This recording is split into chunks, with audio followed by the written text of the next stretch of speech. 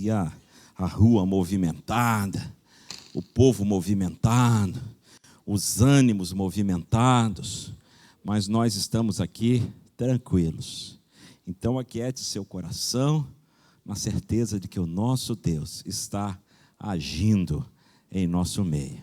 E eu quero convidar você a abrir a sua Bíblia no livro de Atos dos Apóstolos, porque hoje nós retomaremos a quinta temporada de mensagens expositivas, mensagens bíblicas no livro de Atos dos Apóstolos. Temos tido este privilégio, essa oportunidade, já desde talvez uns 2 anos atrás, talvez até mais um pouquinho, a primeira temporada, a segunda, a terceira, chegamos à quarta, encerramos a quarta temporada no mês de abril, e quando vimos que Paulo vai a Jerusalém, quando vimos que Paulo foi com Barnabé para o concílio de Jerusalém, havia ali uma questão muito interessante, uma discussão muito importante sobre a necessidade ou não de circuncisão. E quando vemos que Paulo sobe a Jerusalém para esta importante discussão, eles resolvem, a igreja resolve então que não era necessário circuncisão, porque o evangelho é para todos e a graça de Jesus é suficiente, obrigado Silas, é suficiente, é poderosa, ela cobre todas as coisas. Depois disso, nós vimos Barnabé viajando com João Marcos, e Paulo junto com Silas, e depois com Lucas, e depois com Timóteo, chegando intencionalmente na cidade de Filipos, era o capítulo 16, só para a gente se situar um pouquinho, você pode abrir aí a sua Bíblia, só para a gente passar o olho, não é? No capítulo 16 de Atos, que nós vamos chegar no capítulo 17, e quando Paulo chega em Filipos, ele chega intencionalmente para alcançar a cidade, para influenciar aquela cidade, e ele se reúne com a sua equipe missionária, e ele deseja, obrigado irmã Zara, ele deseja alcançar as pessoas daquela cidade, ele alcança as mulheres na beira do rio, depois ele alcança os oprimidos pelo diabo, aquela moça que estava ali escravizada, depois ele alcança os homens de negócio que ficaram chateados com ele por causa da libertação da moça. Depois ele alcança as autoridades da cidade, que ele vai discutir com aquelas autoridades. Depois Paulo está na praça pública pregando e uma grande multidão atenta àquilo que ele estava dizendo. Depois ele vai para a prisão e alcança os prisioneiros da cidade de Filipos. E depois ele alcança o carcereiro e a sua família. Olha, Paulo foi para Filipos para alcançar a cidade e literalmente ele alcançou a cidade inteira. Eles criaram ali uma grande revolução. Eles revolucionaram a cidade de Filipos com aquele projeto missionário, com aquela intencionalidade missionária. E hoje, então, nós vamos começar a partir do capítulo 17. Queria que você abrisse a sua Bíblia. Nós vamos meditar agora pela manhã, bem devagarzinho. Nós não estamos com pressa, não é? Para esta série, nós pegamos poucos versículos para a gente ir mergulhando e trabalhando e entendendo, explorando mesmo muito bem cada um desses versículos. E hoje nós vamos ver que Paulo sai de Filipos e ele vai para a cidade de Tessalônica, como está aí no capítulo 17, logo no verso 1. Eu tinha combinado com Silas, Mateus, sobre um mapa, só para a gente ter uma ideia assim rápida, não vou gastar tempo com o mapa não, mas essa ideia aqui só para a gente ter uma ideia da dimensão, da dinâmica da viagem, do trajeto, do tempo que ele tentou trabalhar, não é? Então está aqui, ó. Você veja que Paulo sai de Antioquia, nós vimos isso na quarta temporada.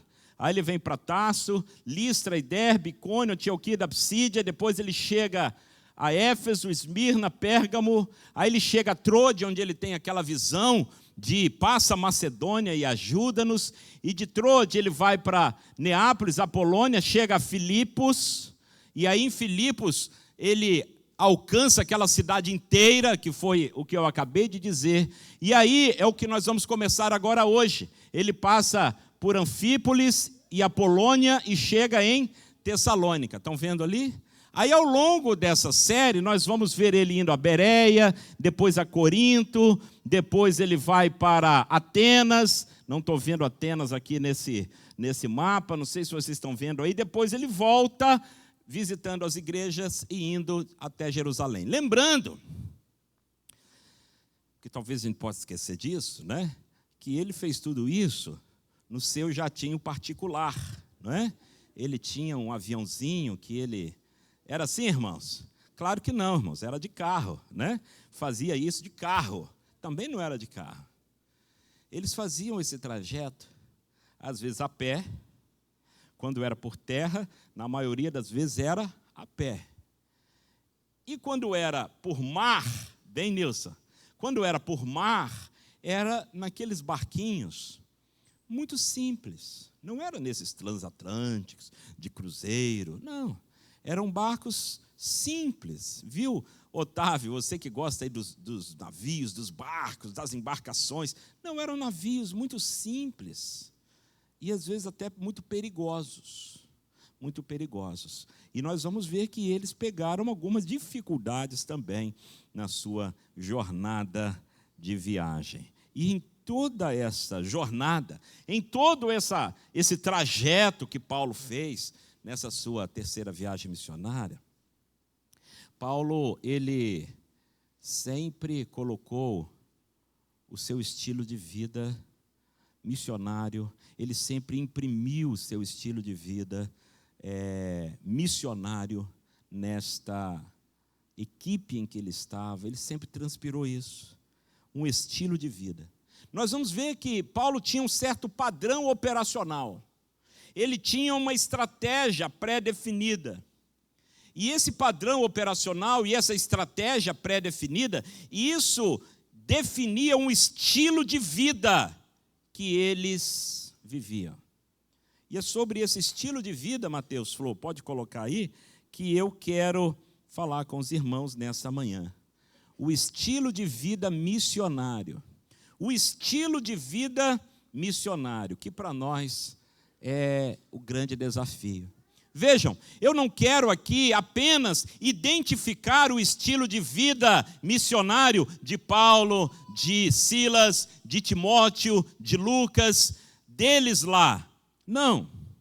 Eu quero sim identificar as lições desse estilo de vida deles, mas para nós vivermos hoje. Não faz sentido para nós decorarmos esse mapa e observarmos os detalhes da vida de Paulo, de Barnabé, de João Marcos, de Silas, de Timóteo, de Lucas e ficar apenas com eles. O nosso objetivo é trazer essa realidade para nós hoje. Como que eu e você, como nós podemos imitar, reproduzir o estilo de vida missionário no nosso contexto onde nós estamos. Então, é sobre isso que a gente vai ver nesta manhã. O verso 1 nos traz uma primeira característica desse estilo de vida missionário. Leia comigo. Passando por Anfípolis e a Polônia, chegaram a Tessalônica, onde havia uma sinagoga dos judeus. Em primeiro lugar, eu quero identificar com os irmãos que o estilo de vida missionário precisa ser, para eles e para nós, necessariamente, cheio de intencionalidade. Intencionalidade na missão. O estilo de vida missionário é um estilo de vida intencional. Quando nós observamos a vida de Paulo nessa viagem e seus companheiros, nós não vemos as coisas acontecendo assim por acaso. Como quem diz assim, vamos sair. Vamos para onde, Paulo? Não sei. Vamos indo. Não. A gente vê um planejamento, a gente vê uma estratégia, como já disse, a gente vê um padrão operacional, e a gente vê uma intencionalidade na vida deles para chegarem onde chegaram.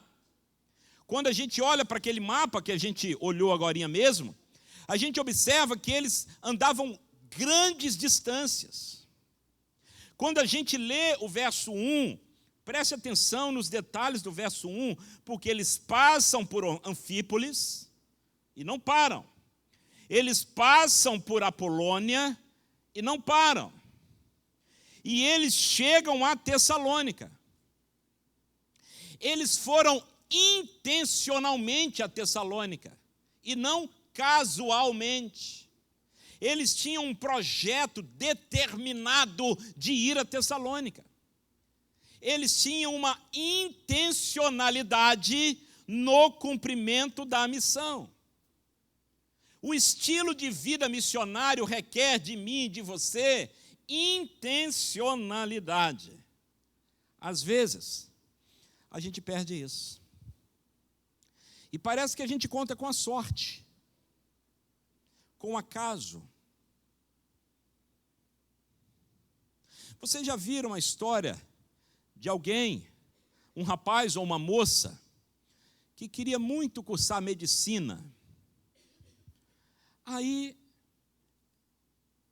um dia ele deu uma sorte de passar no vestibular de medicina. E aí depois ele deu uma sorte que, por acaso, 6 anos depois ele se formou em medicina. Já viram isso? Sim ou não? Claro que não. Para alguém cursar medicina, tem que estudar muito e intencionalmente, é ou não é? Não é sorte, não é acaso, não é assim, deixa a vida me levar.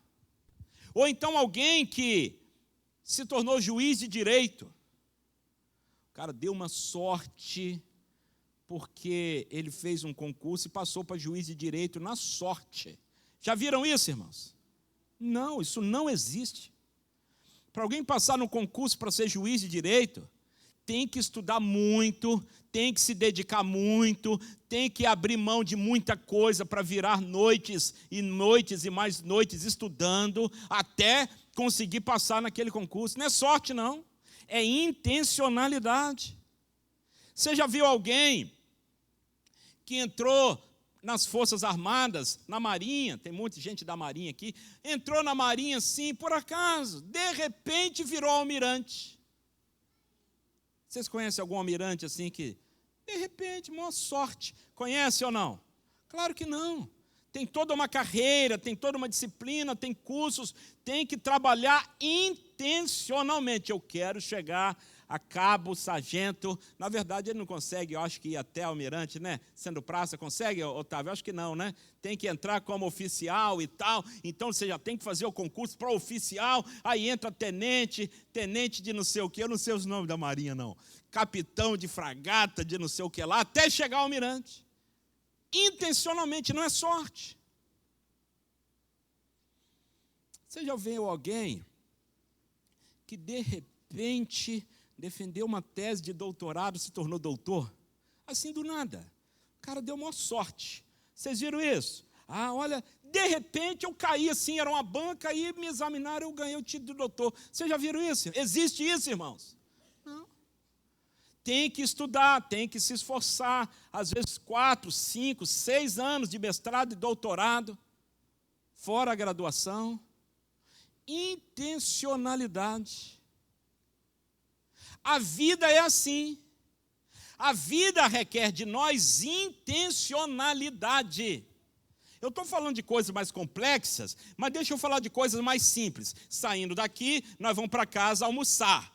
Aí eu vou para casa pensando assim, será que eu vou dar uma sorte do almoço, encontrar um almoço pronto assim, sozinho. Às vezes, né, talvez aí os adolescentes pensem assim, olha, o almoço fica pronto sozinho lá em casa. E até a louça também, ela lava assim, ela se autolava, não é? Não, irmãos, precisa ter método, precisa ter estratégia e precisa ter intencionalidade. Repita comigo essa palavra, eu não sou de pedir para ninguém falar nada, então eu estou no crédito, não é? Repita comigo aqui, intencionalidade. Eu queria que você gravasse essa palavra. Porque o estilo de vida missionário tem que ser um estilo de vida intencional. Da mesma forma que um jovem se prepara para uma carreira militar, ou para um doutorado, ou para um curso de medicina, ou para um concurso de magistratura, Paulo, Silas, seus companheiros, se preparavam e agiam intencionalmente, viajando, passando direto em alguns lugares, parando em outros lugares, para cumprir a sua tarefa. E da mesma maneira, eu e você hoje. Porque às vezes a gente pensa assim, olha, Senhor, eu quero falar de Jesus para alguém hoje. Aí você sai assim, como se fosse por acaso. Não, não é por acaso. Eu quero dizer isso para os irmãos. A obra missionária não se faz ao acaso. Nós precisamos ser intencionais. Vocês estão me entendendo? Quando eu faço uma postagem no meu Instagram, eu preciso pensar assim, essa postagem, eu desejo alcançar alguém que está carecendo de Jesus. Quando eu mando uma mensagem no WhatsApp para alguém, vou imaginar aqui o Thales, e eu penso assim, o Thales está passando por tal situação, eu vou mandar uma mensagem ao Thales para o pastor Rogério, para fortalecer a alma do Thales. Foi a mensagem do pastor lá no retiro, né, Thales? Não pode ser assim por acaso. Os irmãos estão me entendendo? Nós precisamos ser intencionais. Às vezes, seu marido não é cristão, sua mulher não é cristã, às vezes seus filhos não são cristãos, ou seus pais não são cristãos, ou seu irmão de sangue não é cristão. E aí você ora por ele, certíssimo, continue orando. Continue orando. Mas de que maneira nós podemos agir intencionalmente para levar essa pessoa a Jesus? De que maneira? Por exemplo, eu estou orando pela conversão da minha família, mas eu nunca trago a minha família para a igreja, porque domingo eu estou trabalhando, o outro domingo eu estou de folga, eu quero ir na praia, o outro domingo tem eleição, eu tenho que votar, o outro domingo fez sol, eu vou no Maracanã, e assim, eu não faço a minha parte. Por exemplo, estou dando um exemplo. Eu não tenho intencionalidade. Às vezes, meus irmãos, lá no trabalho, lá onde nós estamos, nós não temos a intencionalidade de ganhar as pessoas para Jesus. O estilo de vida missionário, preste atenção nisso, eu queria que você entendesse isso. Eu estou aqui pedindo a Deus, para Deus me ajudar a fazer você entender isso, para nós entendermos isso. Que o nosso estilo de vida não é o de Paulo e Barnabé e Silas e Timóteo. Eu estou falando de mim e de você. O nosso estilo de vida precisa ser intencional. Eu, quando estava estudando para concurso público, eu estudava 8 horas por dia, no mínimo, dedicado. Não via nem se estava chovendo ou estava sol. Por que para cumprir a missão eu faço assim? De qualquer maneira.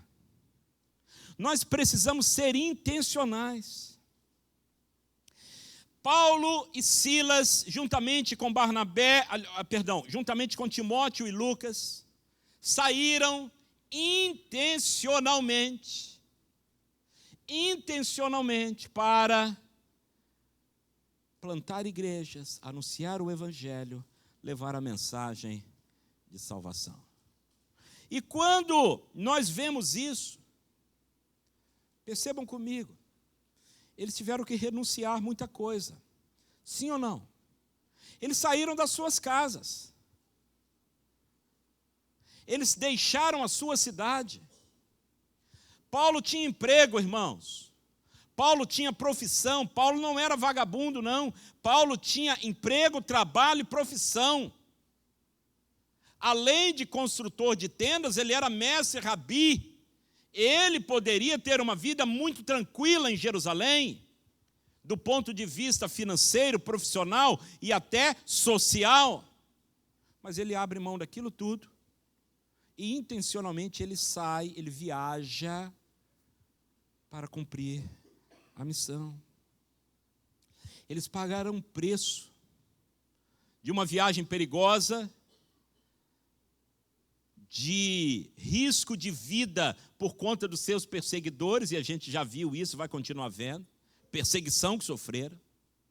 Eles pagaram preço de se expor a enfermidades, acidentes e tantos outros perigos, porque eles obedeceram aquele ide de Jesus. Ide por todo mundo. Lá em Mateus 28, verso 19, Jesus diz: portanto, ide fazei discípulos de todas as nações. Eu sei que os seminaristas que dominam o grego estão pensando assim, não, mas ali é gerúndio, ali é indo, enquanto estão indo, certo? Mas isso não tira a intencionalidade do ide. Ele não está dizendo para chegar em um ponto e começar a falar, não. Enquanto você já vai falando, vivendo, é estilo de vida.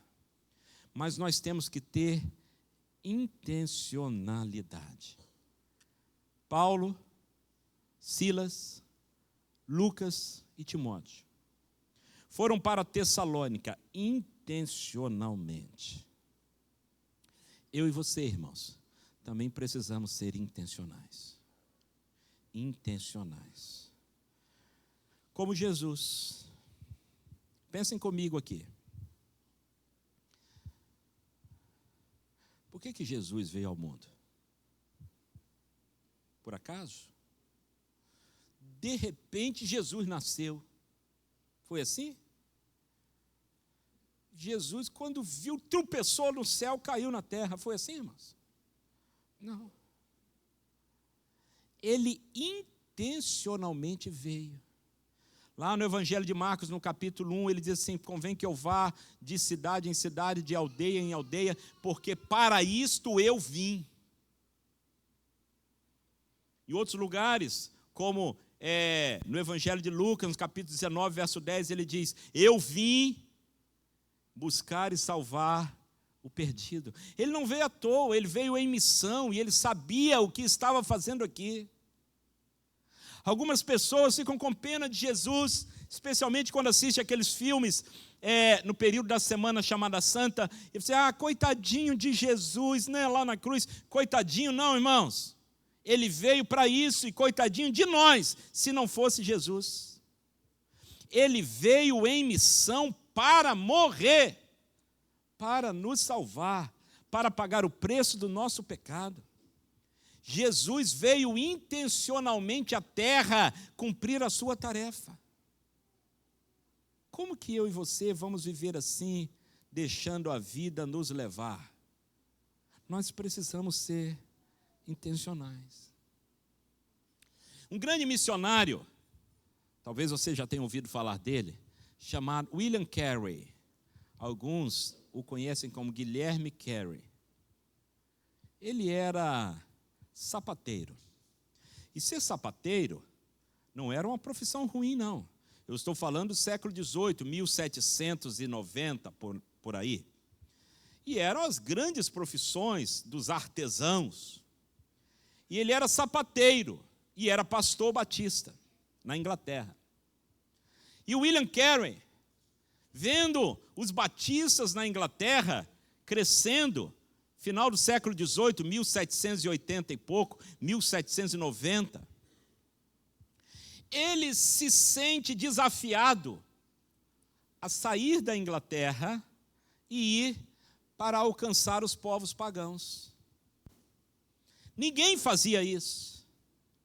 Desde o advento da Igreja Católica e depois da Igreja Reformada, a conquista dos povos, a colonização impunha a religião, mas não havia um movimento missionário intencional.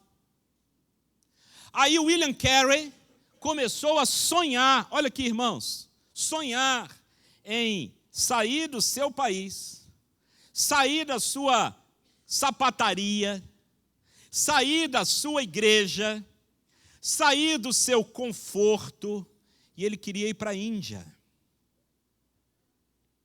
E William Carey, certa vez, pregando na reunião da sua associação batista em Londres, ele pregou um sermão de 2 pontos.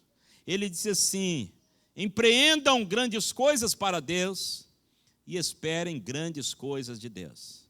E ele começou a desafiar os batistas londrinos para enviar missionários aos povos pagãos. E diz a história, não sei se é fato ou se é lenda, mas diz a história que o presidente daquela associação se levantou e disse: jovem, sente-se. Se Deus quiser salvar os pagãos, Ele o fará sem a sua ajuda. Talvez uma influência do hipercalvinismo. Mas William Carey não se deixou levar por aquela palavra.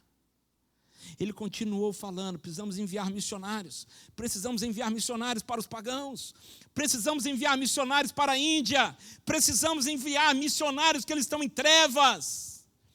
Há um vídeo, um filme, se você quiser assistir, Uma Chama na Escuridão, que conta a história de William Carey, como há vários outros livros também sobre isso. E adivinha quem foi enviado? Ele começou a gritar, a falar: precisamos enviar missionários.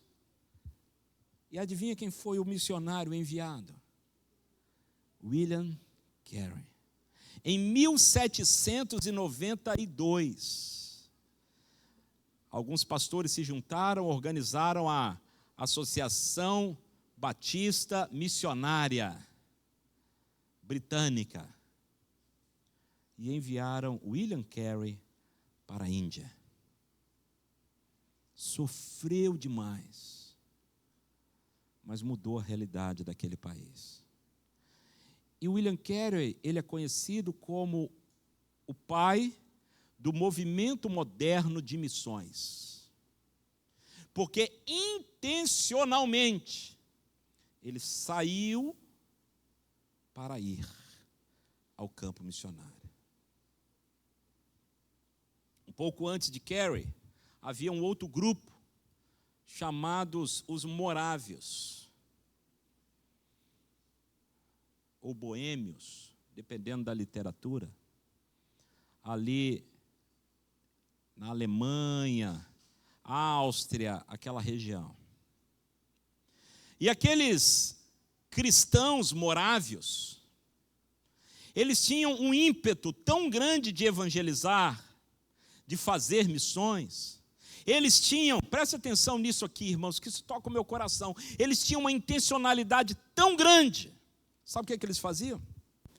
Como eles não tinham juntas missionárias, como eles não tinham quem os sustentassem, como eles não tinham nem mesmo autorização para ir a outros países, sabe o que eles faziam? Eles se vendiam como escravos para ir morar naqueles países como escravos, para morar junto com os outros escravos e evangelizar os escravos. eles abriam mão da sua liberdade, eles abriam mão da sua vida, eles abriam mão da sua família, eles renunciavam tudo, se vendiam como escravos para outros países, só para estar lá no meio daquele povo e compartilhar o evangelho com eles. O que é isso? Intencionalidade. E eles se despediam dos seus pais, de suas mães, assim, pai, mãe, nunca mais eu vou ver vocês aqui na terra, porque provavelmente eu vou morrer lá, mas no céu a gente se encontra. O que é isso, irmãos? Intencionalidade. E às vezes a gente tem vergonha de entregar um folheto, às vezes a gente tem vergonha de convidar alguém para o culto, às vezes a gente tem vergonha de convidar alguém para o PGM em casa, ou eu acho muito difícil ter que abrir a minha casa para o PGM, ou então eu tenho vergonha de postar alguma coisa, dar mensagem do evangelho no meu Instagram. Aqueles homens se vendiam como escravos, intencionalmente, para poder compartilhar o evangelho. Nós precisamos ser intencionais. Teremos uma viagem missionária, 6, 7 e 8 de dezembro. Nossa igreja. 6, 7 e 8 de dezembro, vamos a Nova Friburgo. Uma igreja nova ali no bairro da Cascatinha. E vamos evangelizar aquelas pessoas ali. Eu fico imaginando se eu fosse pastor da igreja dos Morávios, se eu fosse o conde Zinzendorf, que era o líder espiritual daquela comunidade. E eu dissesse assim, olha, vamos a Nova Friburgo, numa viagem missionária. O que você acha que aconteceria naquela igreja? Hã? Quem ia se dispor? O que vocês acham? Ia faltar espaço no ônibus, ia ser uma confusão. Não, pastor, eu quero. Não, eu pedi primeiro. Não, mas eu já estou na fila. Não, mas eu sou mais velho, eu tenho direito de ir. Você já fez a sua inscrição? Pense como um morável agora. E não é se vender como escravo, não. É ir a Nova Friburgo, ficar 2 dias e voltar. 6, 7 e 8 de dezembro. Intencionalidade de cumprir a missão. Nós estamos fazendo uma campanha missionária. Cantina, almoço, pastel, leilão, alvos pessoais. Isso não é por acaso. Nós estamos fazendo uma campanha intencionalmente. Mas será que todos nós entendemos isso? Ou será que a gente vai fazendo assim, deixa acontecer e espera pelo outro? Quando você define o seu alvo pessoal, eu também fiz um videozinho essa semana, não sei se você assistiu, coloquei no nosso grupo de WhatsApp, falando sobre o alvo pessoal. Será que o meu alvo pessoal, eu sei que está todo mundo apertado, eu sei que está todo mundo vivendo um momento de aperto de cinto, não é? Eu sei. Olhando aqui de cima, acho que eu estou vendo todo mundo apertado aqui. Acho que só o Marcão que está folgado. Marcão está com dinheiro sobrando. Agora os outros olhando assim, acho que todo mundo apertado. Só você mesmo, Marcão. Não é, Ricardo? Concorda comigo? Marcão está folgado, né? Tranquilo. Graças a Deus, né, Marcão? Mas por que mesmo apertado a gente faz esse esforço? Por que mesmo apertado a gente faz intencionalmente? A irmã Simone, ela não gosta que eu cite o nome dela, mas ela está fazendo bolo, irmãos. E está surgindo a encomenda de bolo. E tudo que é bolo é para missões. Total. Não tira o material, não. O valor é total para missões. E o material a gente paga. Aí eu ajudo também, né? Minha parte da sociedade. Mas a irmã Clara vamos fazer um pernil, irmãos. Maravilhoso. É claro que a Clara não consegue fazer sem a minha ajuda. Eu vou ajudar ali, não é, Clara? A minha ajuda ali, o tempero, essa coisa é. Mas nós vamos fazer a sociedade, né, Clara? Nós dois. Para quê, Clara? Por que isso? E outra coisa, viu, Clarinha?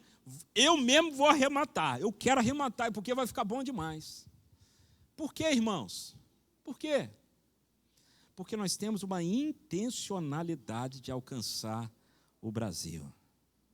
Quando nós chegamos na nossa vizinhança, na nossa empresa, lá no escritório, no quartel, na escola, na universidade. Quando nós chegamos e vemos aquela pessoa que trabalha com a gente.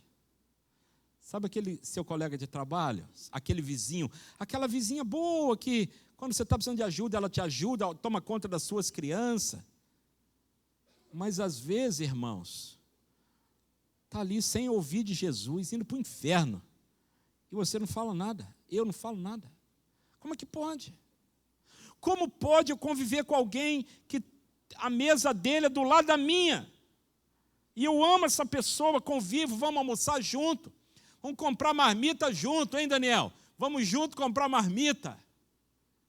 Mas eu não falo de Jesus. E essa pessoa está indo para o inferno, sem conhecer Jesus, e eu calado. Como assim? Como assim, irmãos? Faz sentido isso para você? Eu estou lá na oficina, trabalhando todo dia com aquele companheiro, mas ele está perdido sem Jesus. Eu falo de futebol, eu falo de Flamengo, eu falo que o Botafogo é líder, mas o mais importante eu não falo, que é Jesus. Os irmãos estão entendendo? A necessidade, a urgência que temos de ter essa intencionalidade. Segunda coisa, e agora eu vou mais rapidinho. Verso 2, olha aí o verso 2 comigo, de Atos 17.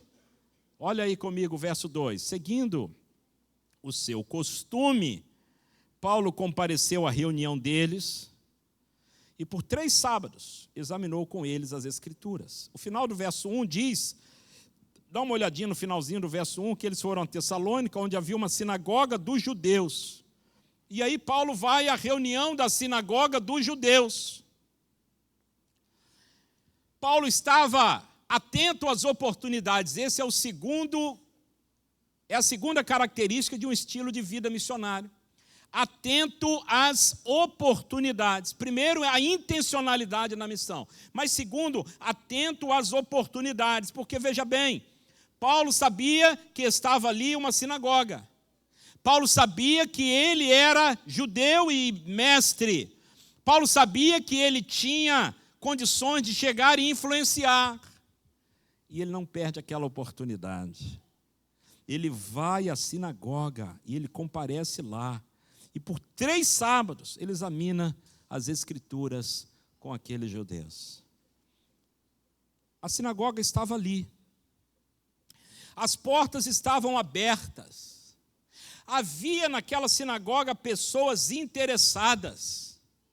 Paulo enxerga ali naquela sinagoga uma oportunidade.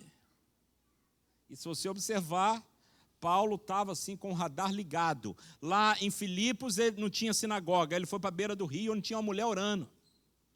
Ele estava atento às oportunidades.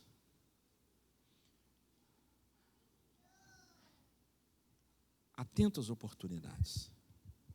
Será que nós estamos também?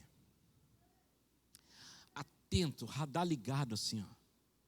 Quando tiver uma oportunidade, eu quero compartilhar de Jesus. E às vezes, meus irmãos, a oportunidade vem. E a gente faz o quê? Deixa passar. Desperdiça. Acabei de dizer, a pessoa trabalha na mesa do lado da sua, lá no escritório. Ou trabalha na oficina junto com você. Ou no quartel, ou na escola. Ou onde for.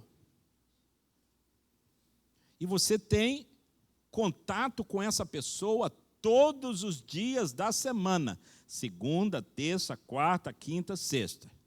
Às vezes de 7 da manhã às 5 da tarde. A semana inteira. Todas as semanas. Há 10 anos trabalhando junto. Você já compartilhou de Jesus com ele ou com ela? Ah, eu nunca tive oportunidade. Como assim? Como assim, irmão? Nunca tive oportunidade. O camarada é seu vizinho. É meu vizinho. E eu vou lá, eu bato na porta dele, peço uma colher de pó royal emprestada. Eu tenho intimidade. Ele pede para eu tomar conta dos filhos dele, eu peço para ele tomar conta dos meus. A gente mora junto ali naquele mesma vila, ou naquele mesmo prédio, ou naquele mesmo condomínio há 10 anos. Eu conheço, ele conhece. A gente fala sobre tudo. Sobre Vasco, sobre carro, sobre política, sobre tudo. E aí, você já falou de Jesus para ele? Nunca tive oportunidade. Como assim? Como nunca teve oportunidade? Ou será que nós tivemos a oportunidade e não aproveitamos? Pensa bem. Paulo chega, vê que tem uma sinagoga, porta aberta, interessado em estudar a Bíblia. Ele, opa, está aqui a minha oportunidade. Eu já contei para vocês, eu repeti. Uma vez eu estava em Curitiba. E você sabe que o curitibano, ele é mais assim fechado, né? Ele não é tão relacional como o carioca. Nós estamos vivendo uma cultura de gente aberta, gente relacional. Você sai na rua, você cumprimenta as pessoas, você faz amizade rápido. Em outras culturas, o povo é mais fechado, é ou não é? Eu estava em Curitiba, eu peguei o ônibus. Pense em um ônibus lotado. Estava indo para o aeroporto. E ali eu estava naquele ônibus lotado, e eu pensando assim, caramba, tanta gente aqui para pregar o evangelho. E eu fiquei pensando, o que eu faço?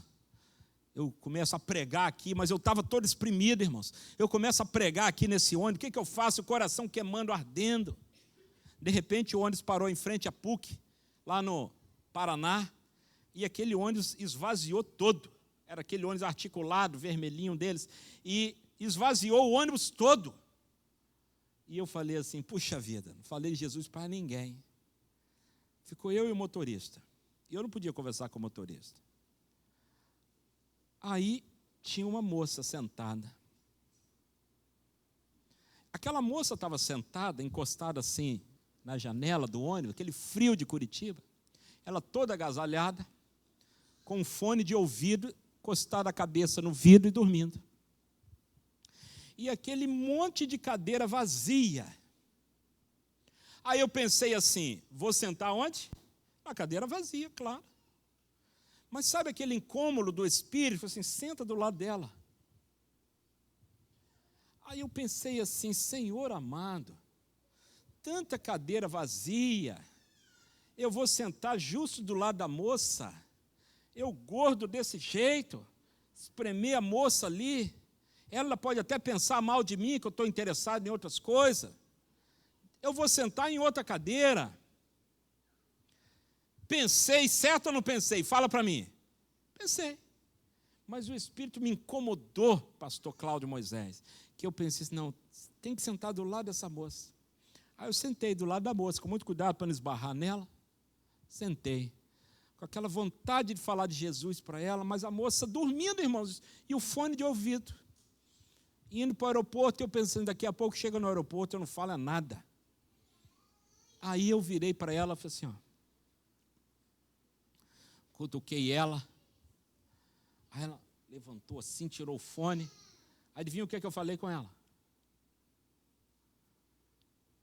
Tá frio hoje, né? Geralmente, quando você não tem assunto, não é assim que a gente faz? Fala do clima, é ou não é?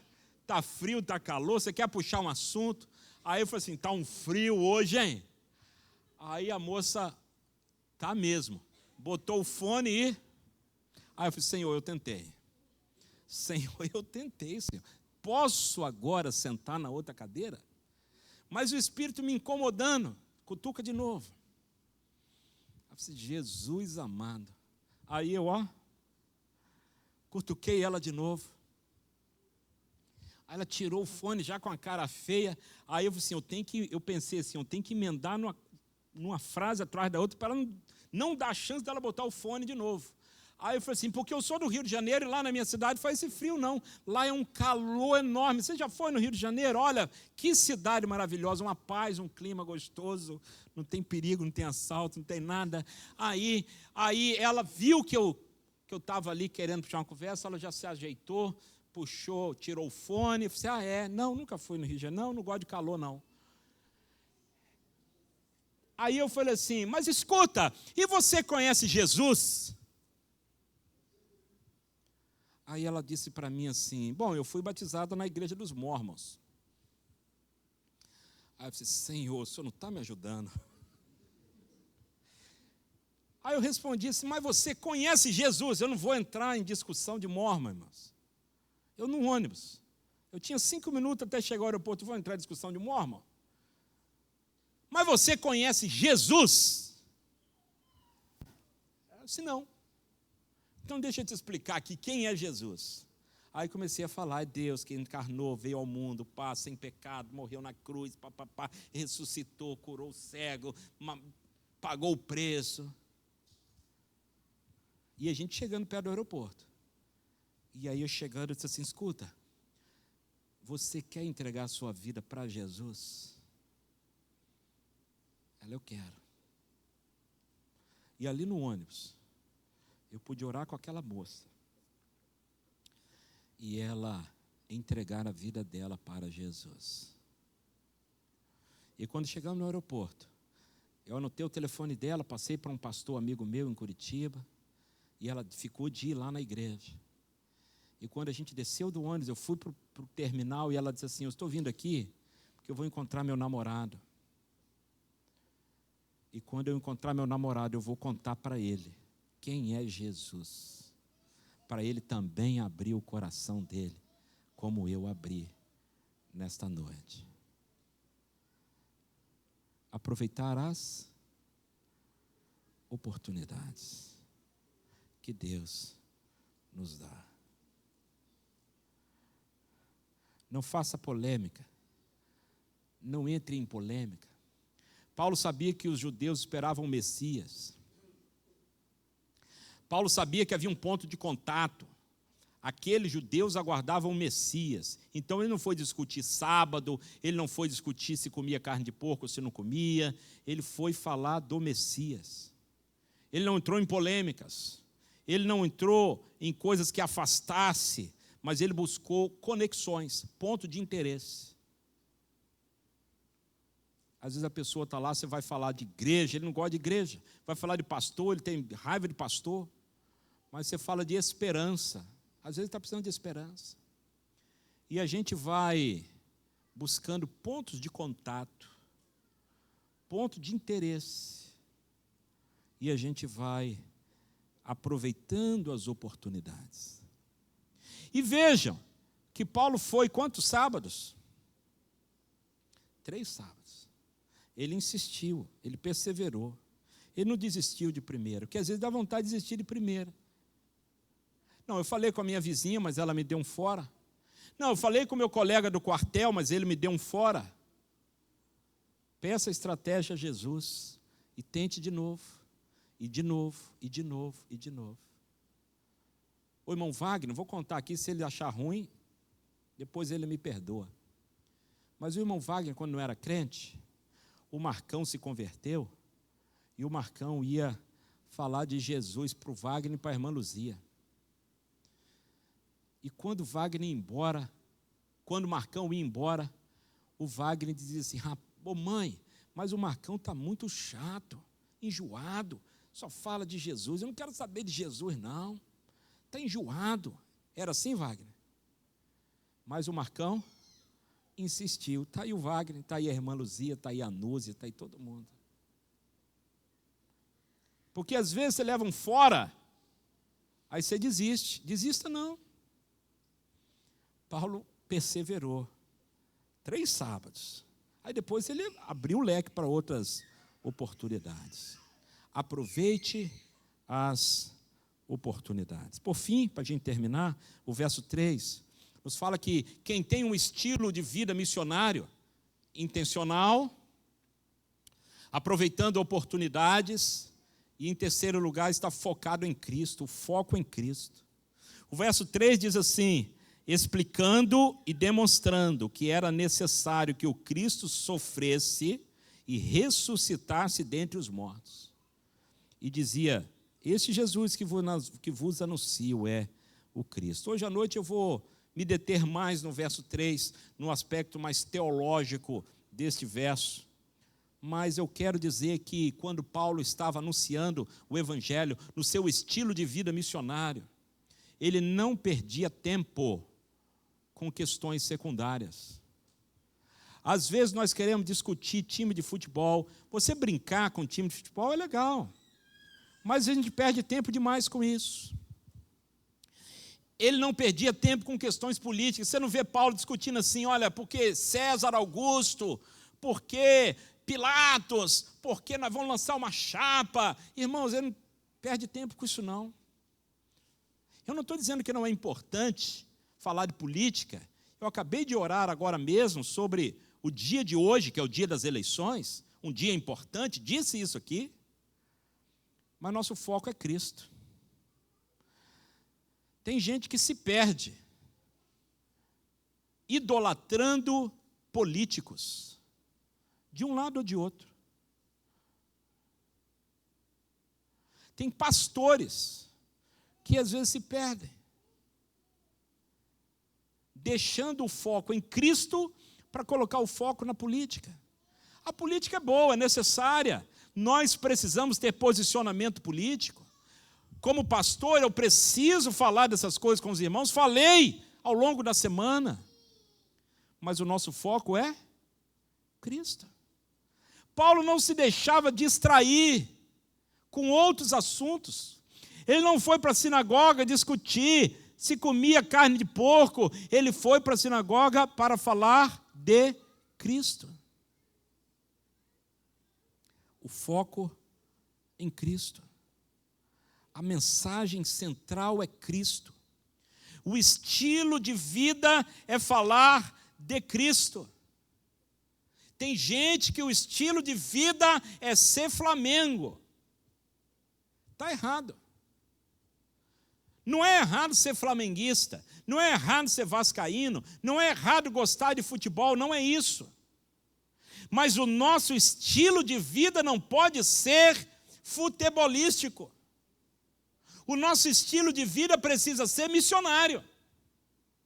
A minha intencionalidade, as minhas oportunidades, o meu foco precisa estar em falar de Jesus. A gente fala de tudo, irmãos. A gente dá palpite em tudo, até em vacina. A gente quer dar palpite. Eu não entendo nada de vacina, mas eu acho que a vacina, não sei o quê, não, essa aqui é DNA, não sei o que lá, RNA, não sei o quê. Eu não entendo nada de vacina, vou dar palpite em vacina. Mas não, tem que dar palpite. Vamos parar de dar palpite e vamos falar de Jesus. Vamos parar de falar um pouco de futebol. Vamos parar de falar um pouco do governo, de política. Não estou dizendo que você não possa falar de política, pode, deve, mas o foco precisa ser Cristo. No seu trabalho, na sua escola, com os seus amiguinhos da escola. Nós precisamos falar de Jesus. Nós precisamos falar de Jesus. 1 Coríntios, no capítulo 1, para a gente encerrar agora, Paulo diz assim no verso 22, 23 e 24. 1 Coríntios, capítulo 1, 22 a 24, Paulo diz assim: pois enquanto os judeus pedem sinais e os gregos buscam sabedoria, nós pregamos Cristo. E Cristo crucificado, que é motivo de escândalo para os judeus e um absurdo, loucura para os gentios. Mas para nós, os que fomos chamados, tanto judeus como gregos, gentios, Cristo é poder de Deus e sabedoria de Deus. Por isso, a loucura da pregação de Paulo não se distraía com coisa nenhuma. Paulo anunciava Cristo. Que eu e você, nesta manhã, tenhamos também este estilo de vida. Não importa se você é médico, enfermeiro, motorista de Uber, pedreiro, professor, juiz, advogado, militar, aposentado, não importa se você mora num condomínio, num prédio, numa vila, numa casa, não importa. Importa o nosso estilo de vida. um estilo de vida missionário, para mim e para você hoje, com intencionalidade, aproveitando as oportunidades e focado em Cristo. Curva sua cabeça um instante, vamos orar. E eu queria te convidar a pensar sobre isso e assumir um compromisso com o Senhor nessa manhã. Nós temos um chamado, cantamos aqui. E o nosso chamado é anunciar, o Evangelho anunciar.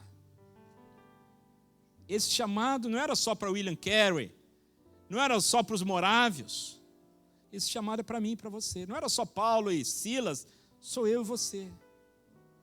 E eu queria desafiar a mim mesmo e aos irmãos nesta manhã, para termos um estilo de vida missionário, com intencionalidade, aproveitando as oportunidades e falando de Jesus. Ore comigo, feche seus olhos, curva sua cabeça. Coloque para o Senhor assim: Senhor, eu tenho falhado nisso. Eu quero ser mais intencional. Eu tenho perdido muitas oportunidades. Eu quero aproveitá-las todas. E eu tenho falado muito de outras coisas. Eu quero falar de Jesus. Senhor, eis aqui as nossas vidas no teu altar. Nossas vidas. Nos ajuda, Senhor, a viver esse estilo de vida missionário. Em casa, no trabalho, na escola, na vizinhança, na família, ou às vezes indo aos campos mais distantes, como iremos em viagem missionária agora em dezembro. Senhor, desperta o nosso coração, o meu coração, o coração do meu irmão, da minha irmã, o coração da tua igreja. Desperta-nos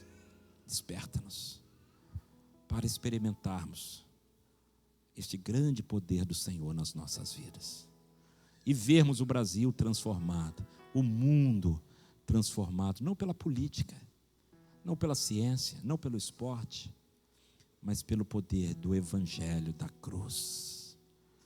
Usa, Senhor, as nossas vidas, acende, reforça esse chamado que o Senhor tem para nós e usa-nos, em nome de Jesus. Amém e amém.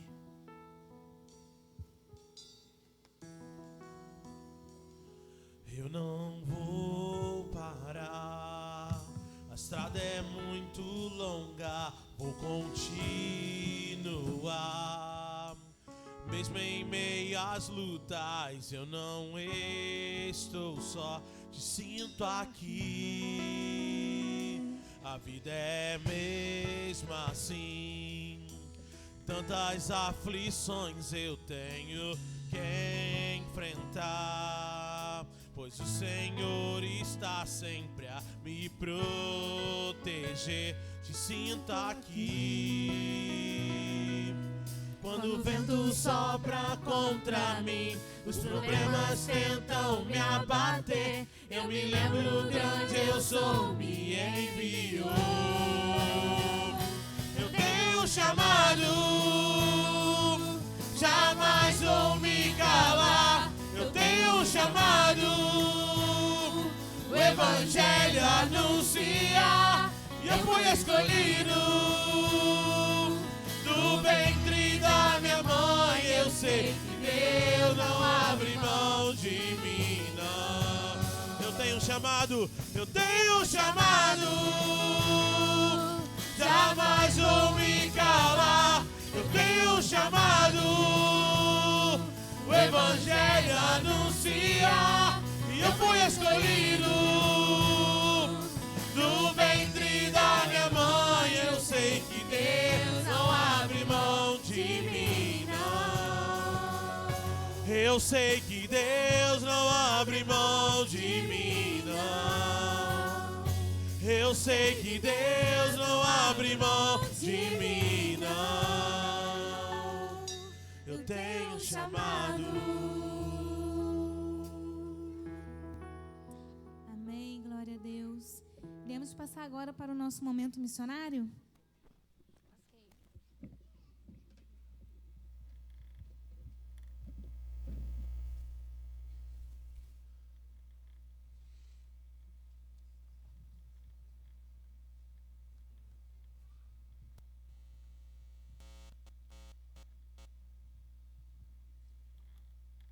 Bom dia, amados. O Mateus vai soltar um videozinho ali pra gente. Como todos nós estamos sabendo, nós estamos em mês de campanha de missões, mês de novembro, mês de outubro, mês de novembro. Setembro e outubro, perdão. Eu estou ainda, acho que no fuso lá do nosso retiro. Peço perdão aos irmãos aí.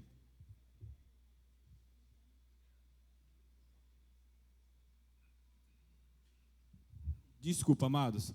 É porque nós tínhamos uma programação, e só que a gente está dependendo do vídeo. Mateus, vai conseguir soltar o vídeo? Então vamos falar então. Eu vou pedir para a igreja ficar de pé. Bom dia. Vamos falar todo mundo junto o tema? Vamos lá. 1, 2, 3 e... Jesus transforma. E nossa divisa...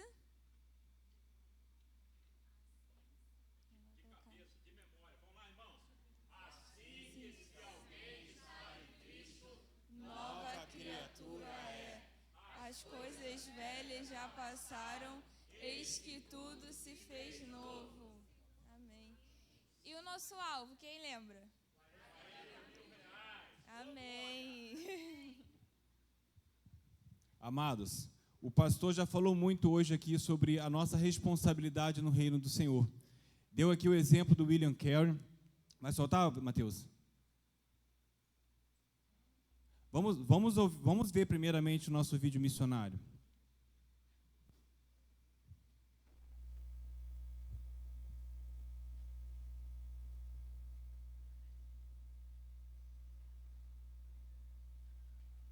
Tem um déficit de igrejas muito grande. Para o crescimento do reino de Deus, trabalhamos com o ideal de uma igreja para cada grupo de 10.000 pessoas. O desafio é grande, tanto nos centros urbanos como nas comunidades mais distantes, como no sertão e na Amazônia. São Paulo, por exemplo, tem a necessidade de mais 3.000 novas igrejas. Na Amazônia, são mais de 30.000 comunidades para serem alcançadas. Além disso, temos o desafio das Cracolândias. Como mudar essa realidade? A Junta de Missões Nacionais desenvolveu o projeto Radical Brasil para treinar jovens e adultos que desejam trabalhar em um dos nossos campos missionários.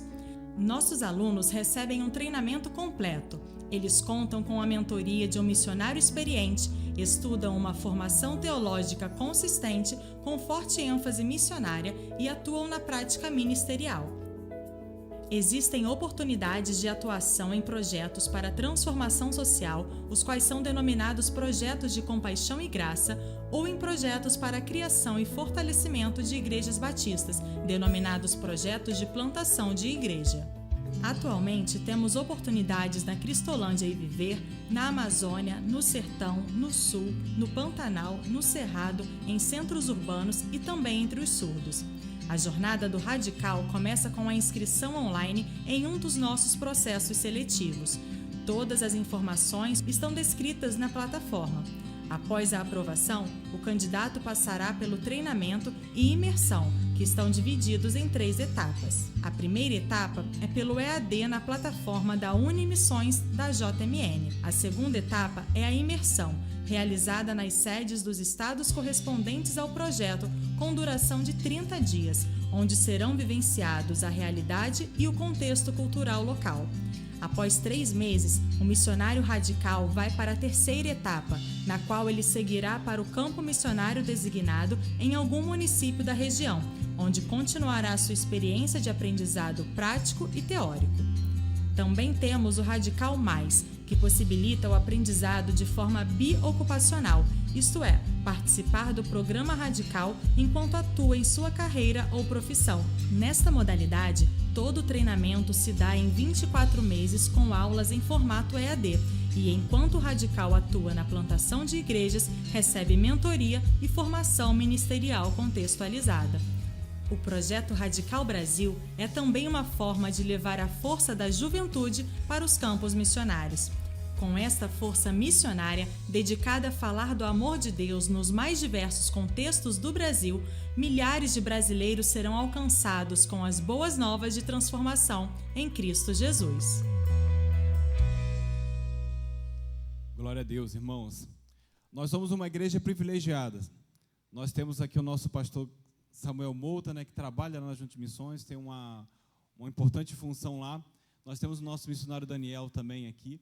Então, nós sabemos o quanto que a Junta de Missões Nacionais, né, da Igreja Batista, tem feito para que o Evangelho de Cristo venha transformar vidas no país. Mas sabemos que nada disso é feito, como o próprio pastor fala, né, o anjo não vem do céu, não deixa lá uma quantia todo mês lá na Junta de Missões. Nós, como igreja, corpo de Cristo, precisamos ajudar para que esse trabalho que acabamos de ver aqui no vídeo seja realizado. Nós sabemos como nós podemos contribuir. Nós devemos orar para esse trabalho, como todos os outros trabalhos que a Junta de Missões Nacionais tem feito dentro do nosso país. E temos também que nos colocar à disposição, como o pastor falou, agora no início de dezembro, nós temos a nossa viagem missionária. Nós temos que ter essa cultura, a gente conversa sobre isso com o pastor, de nós termos a vontade, o desejo de estar indo até as vidas, né, e fazer o nosso trabalho, e nós devemos também contribuir. E como a Alice falou aqui, o nosso alvo, essa campanha está em R$40 mil. Nós cremos em Deus, se Deus quiser, que nós iremos chegar a perto de até dobrar esse valor, como essa igreja é uma igreja missionária, e sempre temos feito isso.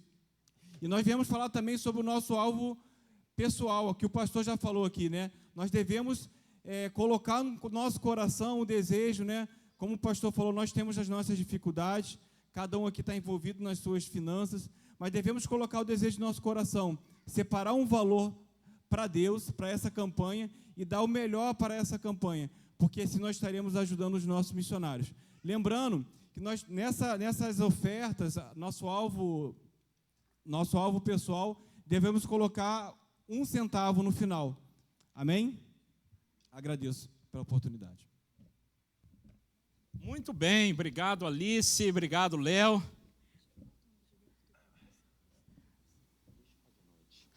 À noite nós vamos assistir o vídeo do Arthur, que mandou especialmente para a nossa igreja. À noite vai ser esse aí, viu, pastor Cláudio? Irmãos, nós temos então este privilégio de participar da obra missionária.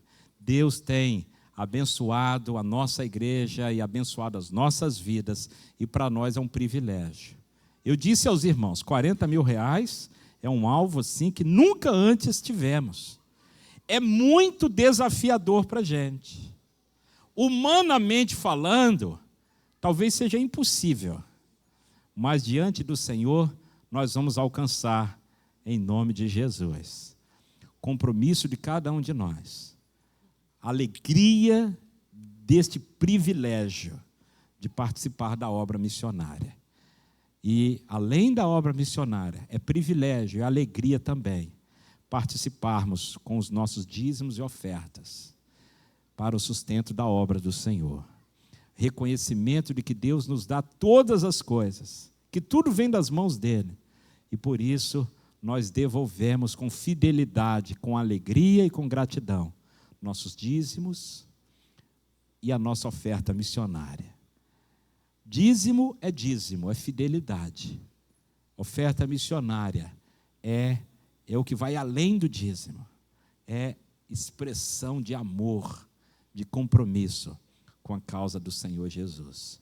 E Deus tem sido tão bondoso para conosco. E nós reconhecemos isso. Essa semana, irmão Anselmo e a irmã Cláudia, é amanhã, irmão Anselmo, vão fazer 35 anos de casado. Uma salva de palmas, né? Para esse casal lindo. E é aniversário também da Cláudia, amanhã. Acho que é ela 36 por aí, que ela casou bem novinha, né? E glória a Deus pela vida deste casal. Não sei se tem mais alguém fazendo aniversário essa semana. Tem mais alguém? Levanta a mão aí para a gente dizer aqui, mencionar você. Deus abençoe quem está em casa ou alguém que ficou com vergonha de levantar a mão. Silas fez aniversário segunda-feira, né, Silas? Já devidamente parabenizado. Vamos, então, com alegria, dedicar ao Senhor nossos dízimos e ofertas, lembrando que no dia 19 de outubro, tem a tela aqui, 19 de outubro, teremos a nossa festa missionária, o nosso leilão missionário, festa típica brasileira, tem pudim da Clara. Clarinha, esse aí já é meu, tá? Esse eu vou arrematar também. Tem um empadão da Géssia, rapaz, isso aqui eu não estava sabendo não, empadão da Géssia. Tem uma bike nova, olha aí, uma bike do Antônio Marcos, passa para mim mais aí, Mateus, o que mais que tem? Doce de leite, feito pelo Márcio Felipe, rapaz, esse aí eu entro na briga também, esse eu vou entrar também. Um ensaio fotográfico, irmãos, isso aqui é maravilhoso, hein? Um ensaio fotográfico do nosso querido irmão Felipe Costa, profissional, a melhor empresa de fotografia do Rio de Janeiro. Olha só que privilégio. Aqui, ó, tem a nossa carretinha que eu doei, vou tentar pegar de volta também. Vou tentar, vou entrar na briga. Ô, bem, aqui, ó, você vai brigar com a gente aqui, bem? Hã? Na carretinha? Tá? Fala com o seu pai aí, sua mãe. O que mais que tem? Tem um quadro pintado pela Angélica. Ah, tem o famoso pernil do pastor Samuel e da Clara. Ah, muito bem, Clarinha. O que mais que tem? Tem o pudim com calda de ouro. Irmãos, pudim, vocês já sabem que é meu